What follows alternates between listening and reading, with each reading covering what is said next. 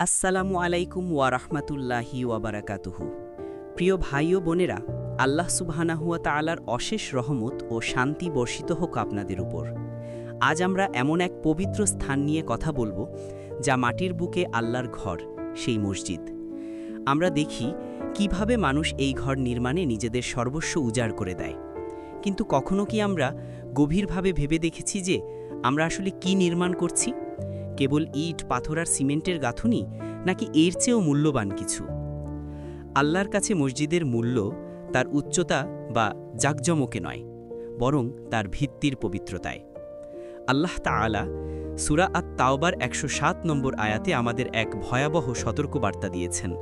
তিনি এমন মসজিদের কথা উল্লেখ করেছেন যা তৈরি হয়েছিল ক্ষতি সাধনের উদ্দেশ্যে, বিভেদ সৃষ্টির জন্য। আল্লাহ তার নবীকে নির্দেশ দিলেন, যে মসজিদ প্রথম দিন থেকেই তাকওয়ার ভিত্তিতে প্রতিষ্ঠিত হয়েছে সেখানে দাঁড়ানোই অধিকতর উপযুক্ত। সূরা আত-তাওবার ১০৮। এই আয়াতে আল্লাহ স্পষ্টভাবে জানিয়ে দিলেন, তাকওয়া ছাড়া নির্মিত মসজিদ আল্লাহর নিকটে মূল্যহীন।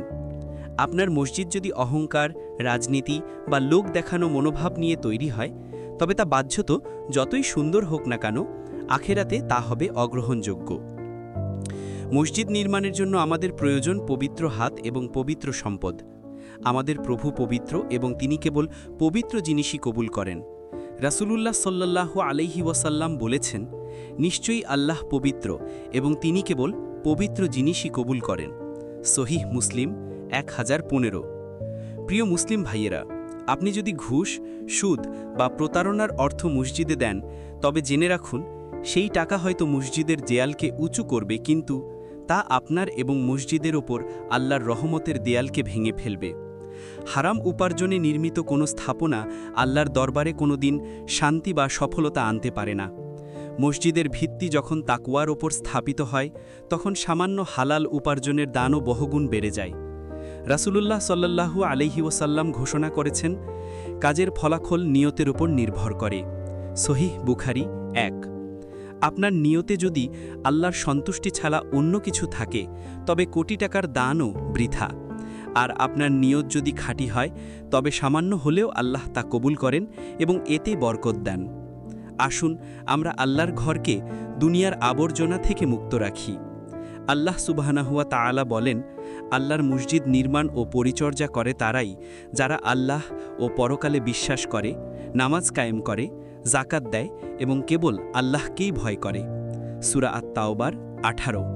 আমাদের মসজিদ হোক তাকওয়ার আলোয় আলোকিত, পবিত্র উপার্জনে নির্মিত এবং ইখলাসের উপর প্রতিষ্ঠিত। মসজিদ নির্মাণের উদ্দেশ্য হোক কেবল আল্লাহর সন্তুষ্টি অর্জন।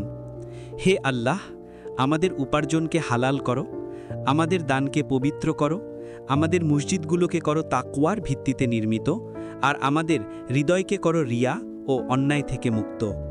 আল্লাহুম্মা তাকাব্বাল মিন্না ইন্নাকা আনতাস সামিউল আলিম। হে আল্লাহ, আমাদের থেকে কবুল করো, নিশ্চয়ই তুমি সর্বশ্রোতা, সর্বজ্ঞানী। জাযাকুমুল্লাহু খাইরান ওয়া আসসালামু আলাইকুম ওয়া রাহমাতুল্লাহি ওয়া বারাকাতুহু।